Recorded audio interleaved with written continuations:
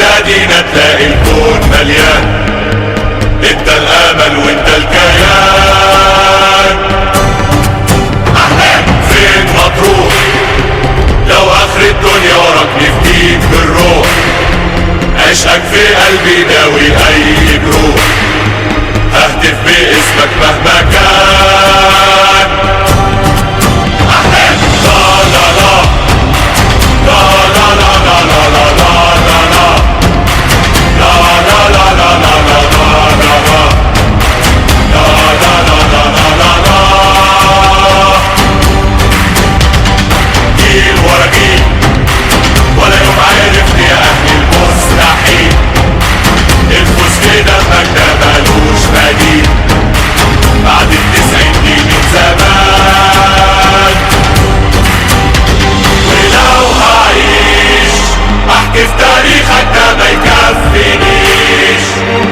مليان بطولات ما تنسيش، في الكون انت اعظم مكان.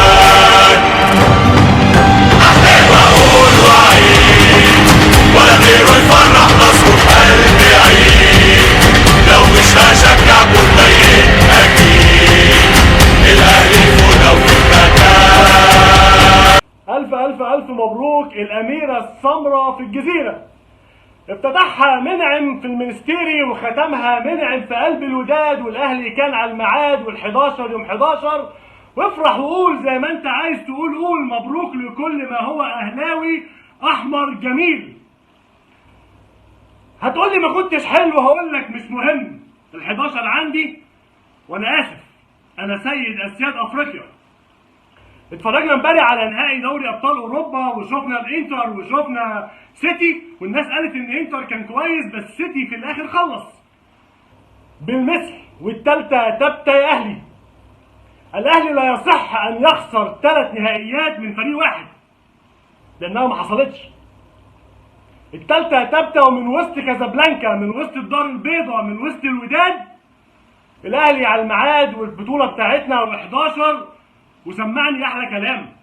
مش عايز اتكلم في الفنيات لان في مشاكل كتير، مش دي المشكله. انا فرحان لكل ما هو اهلاوي. انا فرحان لان احنا النهارده اسكتنا ظلم بين. تحكيم هو الاسوأ في تاريخ افريقيا على الاطلاق، حكم غير طبيعي. الحكم بيسيب الكوره في وسط الملعب وهجمه مرتده ويجري عشان لعيب بيمثل، ولكن ربنا عدل، ربنا العدل. لعيبه الوداد فضلت من سجل الوداد الهدف في الدقيقه 25 لعب غير اخلاقي ومفيش روح رياضيه، والكوره ما بتجيلكش من العيال اللي قاعده بره بتاعت الملعب، وحاجات كتيره جدا تفاصيل كلنا عارفينها وكنا متوقعينها وعاملين حسابها. لكن يشاء ربنا يشاء ان يجي جول من عبد المنعم بمعلول. هي البدايه والنهايه. راجع جول الاهلي في المنستيري في الدور في اول الادوار خالص قبل المجموعات، وراجع الجون اللي جابه النهارده منعم في الوداد، نفس اللقطه بنفس الجون بنفس الفكره. الاهلي سيد اسياد افريقيا. بشكر كل الناس صحابي الجدعان اللي باركولي، وبشكر كل الناس الزملكاويه الجدعان اللي باركولي. انا فرحان، وفرحان في شخص واحد بس، والله العظيم واحد بس انا فرحان فيه، هو المشجع المصري اللي قال ان هو جه من المانيا عشان يشجع الزمالك وفضل واقف يقول مترشي قدام لعيبه الاهلي وهي خارجه. اسوأ مثال. ده الشخص الوحيد اللي انا فرحان فيه فعلا، حرفيا هو ده. معلش لو كنت فعلا جاي من المانيا والكلام بجد فانت جيت على الفاضي. الاهلي ما رجعكش فاضي، كلام كتير لكن مش وقته. خليك تفرح دلوقتي، افرح بال11 افرح انك جبتها في ظروف صعبه جدا. انا زعلان بس ان اللعيبه كانت ممكن تغير النتيجه. انت اخر ربع ساعه الوداد تقريبا مفيش حاجه خالص ورا، لا شريف ولا عبد القادر، لكن للاسف ده كان توقيت حسين الشحات وبيرسي تاو. للاسف ده كان توقيت الشحات وبيرسي تاو اخر ربع ساعه في الملعب. لكن قدر الله ما شاء فعل، الاهلي بيعود بال11 اوام عشان نخلص كده ونبص على ال12 ونخش. والله العظيم انت لو سالت اي اهلاوي هيقول لك انا مش فاكر العشره اصلا. اتظلمت العشره دي معانا، جت في النص كده ما حسيناش بيها. لكن ربنا كريم، السنه اللي فاتت خسرنا من الوداد هناك وكلنا كنا عارفين اللي حصل.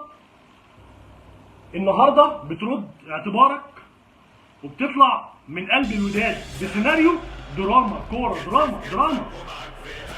انت الوداد كسبان لحد الدقيقه كام و70 كام و80 و81 تقريبا، ولعيبه بتقع ولعيبه بتقوم ولعيبه تمسك الكوره ويقع وحاجه يعني خلصت بقى، خلصت كفايه بقى. وتحكيم يعلم بينا ربنا، ولاين مان ما اعرفش ماله، حاجات كتير. فانت ربنا بينصفك النهارده وتجيب جول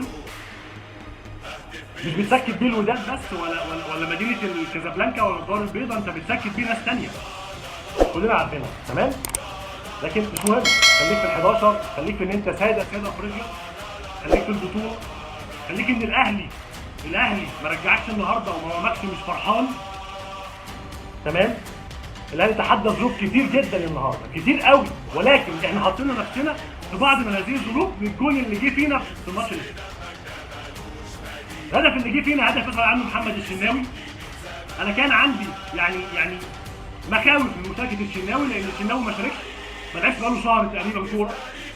عنده خبره، يتحمل الضغوط، ولكن كنت شايف ان ممكن علي لطفي، ممكن جوبير، ولكن طبعا هو كولر ليه وجهه نظر اكيد احنا مش عارفينها. ولكن في النهايه هدف يتحمله الشناوي، لان انت كاهلي اديتهم اللعبه اللي هم عايزينها. هو طول الماتش بيلعب على اللعبه دي من اول 25 دقيقه، هو بيلعب على الفاول اللي من الحته دي. حصل قبلها مرتين والثالثه جت جول بنفس الطريقه، وحطيت نفسك في ضغط. هو خلاص بيستفزك، كلنا عارفين طبعا الاسلوب الشهير يعني بتاع شمال افريقيا، هيستفزك وهيلعب عليك ويقع شويه ويضيع الكوره شويه، والعيال بتوع الكوره ما ادكش الكوره ولا مش عارف يعمل ايه، والحكم طبعا محدش يقول الحكم محترم عشان ده حكم هو الاسوأ في تاريخ افريقيا تقريبا، هو الاسوأ فعليا. حتى لو كنا خسرنا، حتى لو كنا كسبنا 5، ده حكم سيء جدا، ده حكم سيء جدا. وللاسف لعيبه الاهلي بخبراتها الكبيره دخلت مع الحكم، راحت ركزت مع الحكم الشوط الاولاني وسابوا اللعب بقى خالص. كل حاجه مش عارف يعني حسين الشحات خلاص هو الراجل مجنون وجري وعلى اللعيب واقع في الارض بيمثل. ما تمسكوش من التيشيرت، انت بتديله دافع ان هو يطردك ويسهل المأموريه اكتر للوداد. فما ينفعش يبقى قبل نهائي بيتلعب في مصر هنا بحكم سيء، حكم الليبي، ويتلعب النهارده نهائي في ارض الوداد بحكم هو الاسوأ، الحكم الاثيوبي. حكم الليبي هنا قال لك ما فيهاش حاجه، مش لا مش هاند بول دي عادي يا جماعه، ما كانش كان في 2 رايحين يجيبوا الكوره يا ظالم. النهارده شرحه ديانج يقع عادي، بيرستاوي يتكعبل عادي، هو واحد يلمسه عندهم مش عارف ايه. في واحد تاني انا فرحان فيه برضه بالمناسبه، يعني اللاعب القذر حميد حداد. قذر والله، انا اول مره اشتم، بس اللي عمله في استاد القاهره الاسبوع اللي فات للجماهير اترد عليه النهارده في الملعب، وتحيه كبيره جدا لمحمد هاني. معلش انا ما بتكلمش بقى كوره لان ما فيهاش روح رياضيه، انا اشوف ده مش روح رياضيه خالص، وبخلي المترشح ينفعك. تمام؟ لا مش منفعل ولا حاجه، بس يعني كتير انت بتيجي هنا بتحترم الناس احسن احترام، بس تعظيم سلام لجمهور الوداد على فكره. يعني هو ده الجمهور المرعب، هو ده الجمهور اللي يعرف يضغط على فرقه طول المباراه، هو ده الجمهور اللي بجد اللي انت محتاجه هنا في استاد القاهره، مش الجمهور اللي راح ياخد سيلفي واللي قاعد يتفرج واللي شايل هم هيخش ازاي ويقعد قد ايه. لا خالص، الماتشات دي ده جماهيرها، دي جماهيرها، الجماهير دي جمهور الوداد تعظيم سلام ولا اروع. هتقول لي بقى رموا ازاي شتموا حقهم، انت عملت كده هنا قصه خلصانه، ودي حاجات في الجماهير مش مهم يعني تفرق قدامك كتير. عندي مشاكل مع كولر، طبعا عندي مشاكل مع كولر. حمدي فتحي كان واضح من بدايه المباراه انه مش واقف على رجله، مش عارف يجري. في حاجه كانت معطله حمدي، ما كانش في يومه، في اصابه، حاسس بان هو كرشه نفس ما اعرفش. بس حمدي الشوط الاولاني تقريبا لحد ما خرج في الشوط الثاني ومش موجود معانا.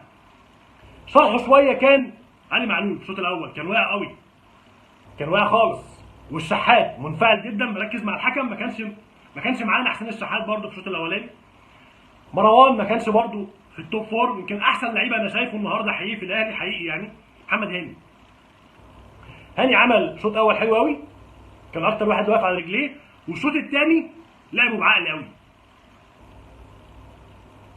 تغييرات كولر كانت منطقيه شويه، يمكن انا شايف التغيير الوحيد اللي كان صح وفي وقته كان تغيير رامي ربيعه.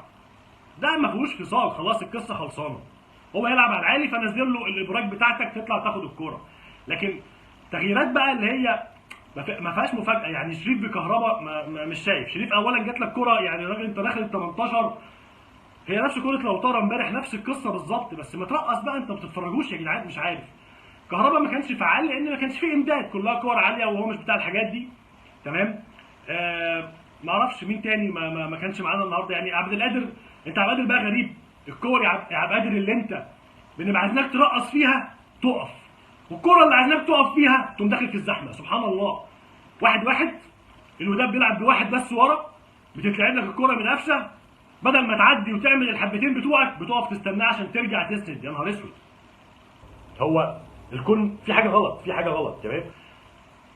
في النهايه دفاع الاهلي شال الليله في الشوط الثاني، وقدر ياسر ابراهيم عالمي، عبد المنعم عالمي، من غير ما بتكلمش على الجول، انا بتكلم على اداء. عبد المنعم عالمي، السوليه عمل تقل بخبره شويه في وسط الملعب. ديانج اللي غريب جدا، ديانج عنده انطلاقات، كان في كوره شريف كان واقف تقريبا على خط الجول، لو رفع عينه بس حطها له كده جول، قاعد يروح ويجي وتتدربك منه ووقع قصه غريبه برضه. تمام. بس الماتشات دي مش فنيات، لان انت ان شاء الله كمان 3 4 سنين هيتقال لك الاهلي كسب الوداد 2023 وخد البطوله ال 11. تمام. مش هقول لك بقى الاهلي كان وحش، انت خدت البطوله خلاص، السلام عليكم، شكرا، باي باي. جدي كولر هو المدرب السابع في تاريخ الاهلي اللي يحقق بطوله افريقيا. بداها الجوهري 82، ثم انور سلامه 87، جوزيه 2001، جوزيه 2005 2006 2008 2012، ثم حسام البدري 2012 كان حسام البدري، 2013 كان محمد يوسف، و2020 21 طبعا كان موسيماني، والنهارده كولر بيحقق ال 11 2023. جدي كولر سطر التاريخ مع النادي الاهلي في موسم واحد. لسه الموسم ما خلصش، لسه عندنا دوري وعندنا كاس وسوبر ومش عارف رايحين يعني في حاجات كتير يعني، وربنا يكتر من عندنا. انا كاهلاوي فرحان بال 11 لانها جت من معاناه وظلم وضغط وحاجات كتيره جدا، بس عايز نقف عندها ونبني عشان ال 12 ان شاء الله نستناها السنه الجايه في الجزيره. مبروك يا اهلي، مبروك لكل اصحاب الاهلاويه. معلش طولت عليكم صوتي رايح بس معلش. مبروك للاهلي، مبروك لكل ما هو احمر اهلاوي جميل. شكرا لكل اصحابي الزملكاويه اللي شجعوني، وهارد لك اصحابي الزملكاويه اللي كانوا يعني بيناقشوني كده بان الوداد خلاص خد البطوله، بقول لهم هارد لك، تعوض ان شاء الله السنه الجايه والاهلي ياخدها برضه السنه الجايه. دمتم سالمين، تصبحوا على خير واشوفكم على خير ان شاء الله.